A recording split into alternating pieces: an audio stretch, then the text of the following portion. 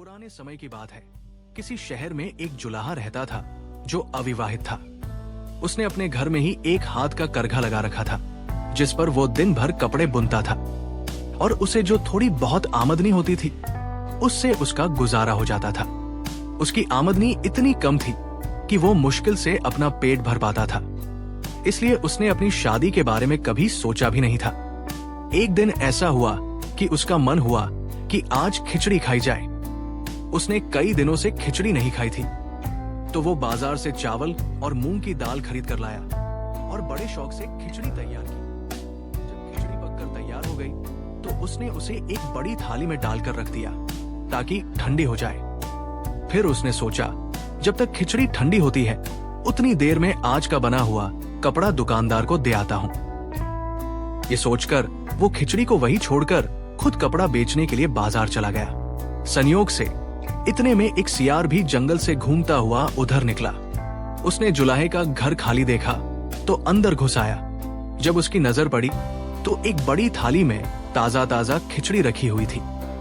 सियार भूखा तो था ही, उसने कुछ सोचा नहीं और जल्दी जल्दी खिचड़ी खाने में लग गया। मगर अभी वो पूरी खिचड़ी खत्म भी न कर पाया था कि अचानक बाहर से जुलाहा आ गया। उसे तो खुद जल्दी थी कि जल्दी से घर जाओ और खिचड़ी खाओ, इसलिए वो तुरंत कपड़े बेचकर वापस घर आ गया था। लेकिन अब जो उसने वापस आकर ये देखा कि सियार मजे से खिचड़ी खा रहा है तो उसने जल्दी से दरवाजे के किवाड़ बंद किए और सियार को पकड़कर रस्सी से बांध दिया। इसके बाद उसने एक मोटा सा डंडा पकड़ा और उसकी खूब पिटाई की। वो थोड़ी थोड़ी देर बाद उठता और डंडा लेकर सियार की पिटाई शुरू कर देता और जब थक जाता तो फिर अपने कामकाज में लग जाता। सियार दिल में सोचने लगा, अगर ये मुझे इसी तरह मारता रहा तो मेरा जिंदा बचना मुश्किल है। सियार मार भी खाए जा रहा था और वहां से बच निकलने की तरकीबें भी सोच रहा था, मगर बंधा हुआ था, भाग नहीं सकता था, लिहाजा मजबूरी में पिटपिट आकर चुप हो जाता। रात जैसे तैसे गुजर गई और फिर जब दूसरे दिन जुलाहा रोज की तरह अपना बना हुआ कपड़ा बेचने के लिए बाजार गया तो सियार सोचने लगा, यही यहाँ से मौका है, कोई न कोई तरकीब करनी चाहिए। वो कुछ देर तक बैठा सोचता रहा और आखिर एक तरकीब उसके मन में आई। उसने 3-4 घेरे लेकर अपने आप को रस्सी में और भी जकड़ लिया और इसके बाद जोर जोर से इस तरह चीखने लगा जैसे अपने साथियों को बुला रहा हो।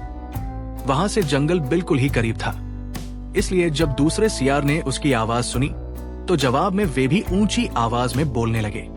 जंगल में जो सियार उसके जवाब में बोलने लगे थे उनमें एक सियार ऐसा भी था जो उस सियार का दोस्त था जो खिचड़ी खाकर मुसीबत में फंस गया था। उसने जब अपने दोस्त की आवाज सुनी तो ये जानने के लिए कि वो इस वक्त कहाँ है, उसने और ज्यादा जोर से बोलना शुरू कर दिया।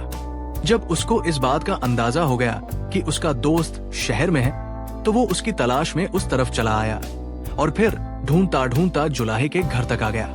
उसने कान लगाकर सुना तो उसके साथी की आवाज उसी घर में से आ रही थी। ये देखकर उसने घर के अंदर झांका तो देखा कि वो रस्सियों में बंधा हुआ था। उसने अंदर आकर हैरान होते हुए उससे पूछा, क्यों दोस्त, तुम यहाँ क्या कर रहे हो रस्सियों में बंधे हुए? सियार की उस वक्त तक इतनी पिटाई हो चुकी थी कि उसका सारा शरीर सूज गया था और इस वजह से वो बहुत मोटा ताजा दिखाई दे रहा था। जब उसके दोस्त ने उससे ये पूछा कि वो यहाँ क्या कर रहा है, छुपाते हुए थोड़ा मुस्कुरा कर कहा, हम तो मजे कर रहे हैं दोस्त, तुम जंगलों में मारे मारे फिरो। दूसरे सियार ने उसकी तरफ देखा तो वो वाकई मोटा ताजा हो रहा था। उसने ईर्ष्या भरी नजरों से उसे देखते हुए सवाल किया, फिर भी कुछ मुझे भी बताओ, तुम्हें ये मजा कैसे हासिल हुआ? रस्सियों में बंधे हुए सियार ने बड़ी चालाकी और धूर्तता से काम लेते हुए कहा, मैं तुम्हें इसका राज बताने पर तैयार हूं, मगर एक शर्त पर। वो क्या? मुझे जल्दी बताओ। दूसरे सियार ने उत्सुकता से पूछा। वो शर्त यह है कि तुम वादा करो किसी और को नहीं बताओगे।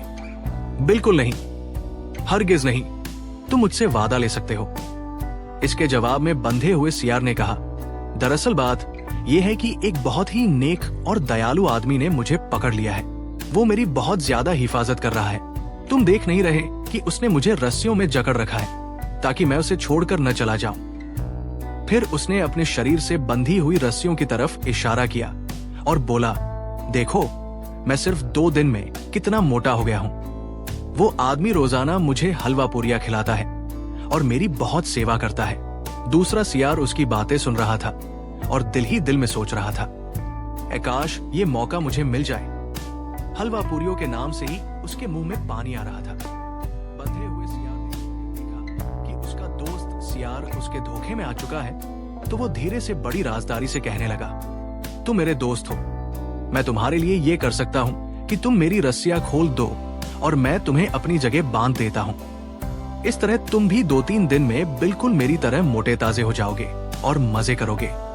बाहर से आने वाला सियार बेवकूफ तो बन ही गया था। वो खुश होकर बोला, हाँ दोस्त, अच्छा है, तुम्हारी मेहरबानी से मैं भी 2-4 दिन हलवा पूरियां खा लूंगा। लो, मैं तुम्हारी रस्सियां खोलता हूं, तुम अपनी जगह मुझे बांध दो। उसके बाद उसने बंधे हुए सियार की रस्सियां खोल दी। बंधे हुए सियार ने खुद आजाद होकर अपनी जगह उसे बांध दिया और वहां से चलता बना। उधर जब जुलाहा अपना कपड़ा बेचकर वापस घर आया तो उसने आते ही करीब पड़ा हुआ डंडा उठाया और सियार की पिटाई शुरू कर दी। उसे क्या मालूम था कि ये वही सियार है या दूसरा। उसने अपना गुस्सा निकालने के लिए उस पर वो बेभाव की बरसाई कि नया सियार चीखता रह गया। वो बहुत घबराया कि ये कैसा हलवा पूरी है जो मुझे मिल रहा है। थोड़ी देर तक वो बेचारा पिटता रहा, लेकिन जब उसने देखा कि जुलाहा किसी सूरत बसी नहीं कर रहा तो वो उससे कहने लगा, तुम मुझे इस तरह क्यों मार रहे हो?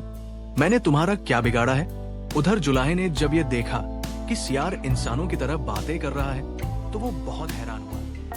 सोचा, इससे पहले तो ये नहीं बोलता था, अब कैसे बातें करने लगा है? उसने दिल में ख्याल किया, यकीनन पहले ये मुझे बेवकूफ बना रहा था, इसलिए इसने कोई बात नहीं की थी। अब जबकि इसकी खूब पिटाई हो चुकी है तो बातें भी करने लगा है। उसने उसे 1-2 डंडे और मारे और कहा, मैं जब तक अपनी खिचड़ी का बदला न ले लूं उस वक्त तक तुम्हें मारता रहूंगा। बताओ, तुमने मेरी खिचड़ी क्यों खाई थी?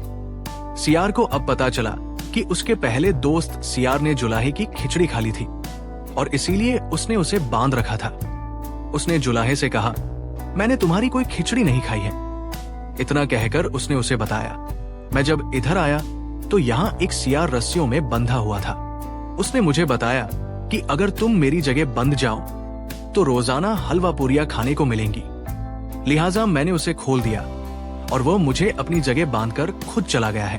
अब तुम आए हो तो तुमने आते ही मेरी पिटाई शुरू कर दी है। सियार की सारी बातें सुनकर जुलाहा बोला, मैं तुम्हारे सब धोखे जानता हूँ। इसके साथ ही उसने सियार की कमर पर 2-3 डंडे और जड़ दिए। अब तो सियार और भी घबराया कि ये तो मुझे जान से मार डालेगा। तो उसने जुलाहे की मिन्नत समाजत करके कहा, अगर तुम मुझे आजाद कर दो तो मैं तुम्हारी शादी बादशाह की बेटी से करा दूंगा। क्या कहा? जुलाहे का मुंह खुला का खुला रह गया। उसने ताज्जुब से पूछा, बादशाह की बेटी से मेरी शादी? ये तुम क्या कह रहे हो?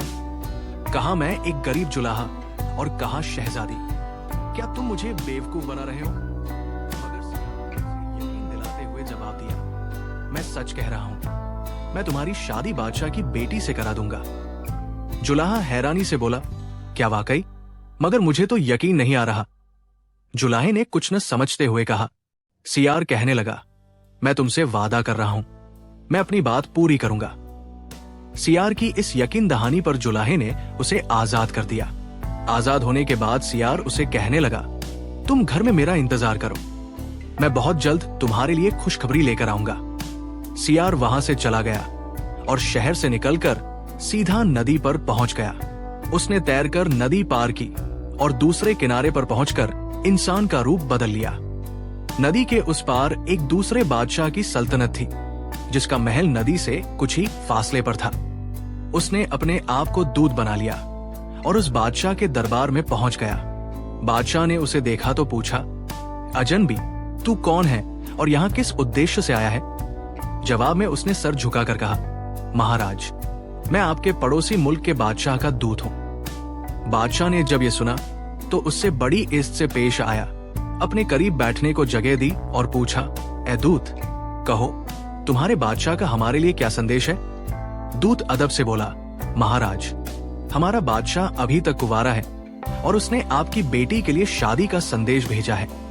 इत्तेफाक की बात थी कि उस बादशाह की एक बेटी थी जो जवान थी और बादशाह उसके रिश्ते के लिए परेशान था। वो इसी इंतजार में था कि किसी सल्तनत से रिश्ते का संदेश आए और वो बेटी की शादी कर दे। अब जो उसने ये देखा कि संदेश अपने आप आ गया है, तो उसने दूत से कहा, हमें ये रिश्ता मंजूर है। साथ ही उसने शादी की तारीख भी तय कर दी और दूत को बहुत से कीमती उपहार देकर विदा किया। दूत वहां से विदा होकर फिर नदी पर आया। वहां आकर उसने दोबारा सियार का रूप धारण किया और नदी पार करके शहर की तरफ चल दिया। शहर में पहुंचकर वो सीधा जुलाहे के पास गया। जुलाहा तो पहले से उसका इंतजार कर रहा था। वो उसे देखते ही पूछने लगा, क्या खुशखबरी लाए हो? सियार ने बड़े इत्मीनान से जवाब दिया, तुम्हारी शादी की बात तय हो गई है और फला तारीख को तुम्हारी शादी है। ये सुनकर जुलाहे ने घबरा कर कहा, मगर मेरे पास तो फूटी कौड़ी भी नहीं है, तुम इसकी फिक्र न करो। सियार बोला, बस इस तारीख को तैयार रहना। सियार ने इतना कहा और जुलाहे को हैरान और परेशान छोड़कर चला गया। हकीकत यह थी कि जुलाहे को अभी तक यकीन नहीं आ रहा था कि उसकी शादी किसी शहजादी से हो सकती है। ये असंभव बात थी। लेकिन जब तय तारीख को सुबह ही सुबह सियार उसके पास पहुंच गया तो उसे और भी ताज्जुब हुआ। सियार ने आते ही उससे कहा, जल्दी करो और मेरे साथ चलो, आज तुम्हारी शहजादी से शादी है। भला जुलाहे को कौन सा साजो सामान लेना था। वो खामोशी से सियार के पीछे पीछे चल दिया। सियार उसे अपने साथ लिए शहर से बाहर आ गया और फिर वे दोनों नदी के किनारे पर पहुंच गए। उस वक्त नदी पर एक धोबी कपड़े धोने के लिए आया हुआ था। सियार ने उस धोबी को सोने की एक मोहर दी और कहा, तुम्हारे पास जितने कपड़े हैं ये सब आसपास पेड़ों और झाड़ियों पर फैला दो।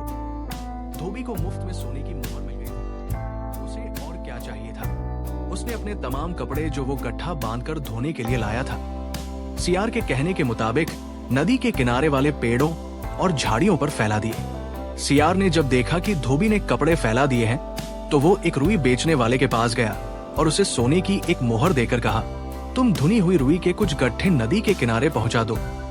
रुई बेचने वाले ने मोहर लेकर धुनी हुई रुई के गट्ठे नदी पर पहुंचा दिए और जब ये सब कुछ हो चुका तो सियार ने जुलाहे से कहा, देखो अब जैसा मैं तुमसे कहूं वैसा ही करना। जुलाहे ने जवाब दिया, हाँ, जैसा तुम कहोगे मैं वैसा ही करूंगा। उसके बाद सियार ने उसे समझाते हुए कहा, मैं नदी के उस पार जा रहा हूं, तुम मुझे जाते हुए देखते रहना। जब ये देखो कि मैं बादशाह के महल में दाखिल हो रहा हूं तो धोबी से कहना कि वो अपने तमाम कपड़े उतार कर ले जाए जो उसने पेड़ों और झाड़ियों पर फैलाए हैं। इसके साथ ही तुम धुनी हुई रुई के बड़े बड़े गाले बनाकर थोड़े थोड़े वक्फे के बाद नदी में फेंकना शुरू कर देना, बाकी मैं सब ठीक कर लूंगा। सियार जुलाहे को ये हिदायत देकर खुद तैरकर नदी के पार चला गया। दूसरे किनारे पर पहुंचकर उसने फिर दूत का रूप धारण कर लिया और बादशाह के महल की तरफ चल दिया। दूसरी तरफ बादशाह शहजादी की शादी की पूरी तैयारियां किए बैठा था और शाही बारात का इंतजार कर रहा था। उसने इसी इंतजार में महल पर चढ़कर देखा, नदी के दूसरी तरफ धोबी ने जो कपड़े पेड़ों और झाड़ियों पर फैला रखे थे वे दूर से उसे इस तरह दिखाई दिए जैसे तंबू लगे हुए हों। उन्हें देखकर बादशाह समझा कि शाही बारात ने नदी के दूसरे किनारे पर पड़ाव डाल रखा है और अब वो आने ही वाली है, तो वो उसी इंतजार में बैठा था। सियार दूत के रूप में जैसे ही बादशाह के महल के पास पहुंचा, पीछे जुलाहे ने उसकी हिदायत के मुताबिक धोबी से कहा कि वो जल्दी जल्दी अपने तमाम कपड़े पेड़ों और झाड़ियों से उतार ले। इसके साथ ही वो धुनी हुई रुई के बड़े बड़े गाले बनाकर नदी में फेंकने लगा।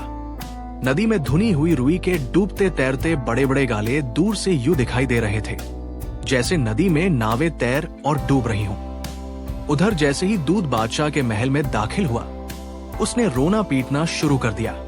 उसे इस तरह रोता पीटता देखकर बादशाह बहुत हैरान हुआ और उसने घबराकर पूछा, तुम्हें क्या हुआ? शहजादी की बारात कहाँ है? दूत ने उसी तरह रोते हुए कहा, बादशाह सलामत, बहुत बुरा हुआ। हमारा बादशाह बारात के साथ नदी पार कर रहा था कि नदी में अचानक जबरदस्त तूफान आ गया। तमाम साजो सामान, अमीर, वजीर, रिश्तेदार और फौज के आदमी नावों समेत डूब गए। और हमारा होने वाला दामाद कहाँ है? क्या वह भी डूब गया? बादशाह ने परेशान होकर पूछा, जिसके जवाब में दूत कहने लगा, महाराज, खुशनसीबी से सिर्फ मैं और बादशाह सलामत जिंदा बचे हैं, और वो भी तन के कपड़ों के साथ। बल्कि बादशाह सलामत का तो लिबास भी फट गया था। एक गरीब आदमी से कपड़े लेकर उन्हें पहनाए गए हैं, मगर वो इस वक्त है कहाँ? बादशाह ने बेहद परेशान होकर पूछा, हुजूर, इस वक्त वो नदी के किनारे अकेले बैठे हैं। ये सुनते ही बादशाह ने फौरन अपने वजीर अमीरों को हुक्म दिया कि अभी जाए और हमारे होने वाले दामाद को पूरी शानो शौकत के साथ महल में लाए। हुक्म की देर थी। उसी वक्त अमीर फौज के सिपाही लेकर नदी पर पहुंच गए। उस वक्त तक धोबी अपने तमाम कपड़े समेट कर जा चुका था और धुनी हुई रुई के बड़े बड़े गाले बहकर पानी में डूब चुके थे। सिर्फ दूसरे किनारे पर जुलाहा अकेला हैरान बैठा ये सब कुछ देख रहा था। उसी वक्त नाव के जरिए जुलाहे को नदी पार कराया गया और फिर बड़ी शानो शौकत और शाही इज्जत के साथ महल में पहुंचा दिया गया। इस तरह जुलाहे और शहजादी की शादी बड़ी धूमधाम के साथ हो गई। शादी के बाद दूत ने बादशाह से निवेदन किया, महाराज, अगर आप इजाजत दें तो एक बात कहूं। बादशाह बोला, जरूर कहो, हमारी तरफ से इजाजत है।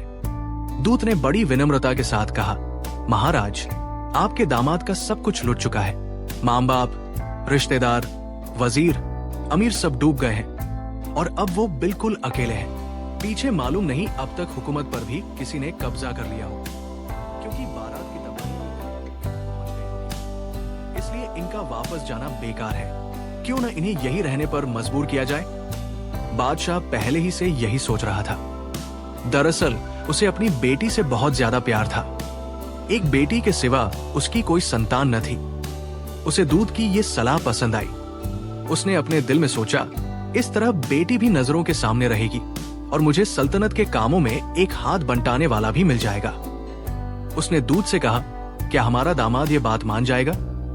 दूत झट से बोला, हुजूर, ये आप मुझ पर छोड़ दें, मैं इन्हें राजी कर लूंगा।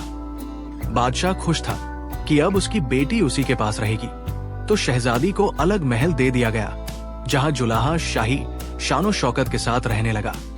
कुछ दिन तक सियार भी दूत के रूप में उनके पास रहा और फिर एक दिन जुलाहे से कहने लगा, देखो, मैंने तुमसे जो वादा किया था वो पूरा कर दिखाया है। अब मुझे इजाजत दो ताकि मैं भी अपने साथियों से जा मिलूं। जुलाहे ने बहुत रोकना चाहा, लेकिन वो नहीं माना और विदा होकर एक बार फिर सियार के रूप में आकर अपने पुराने साथियों से जा मिला।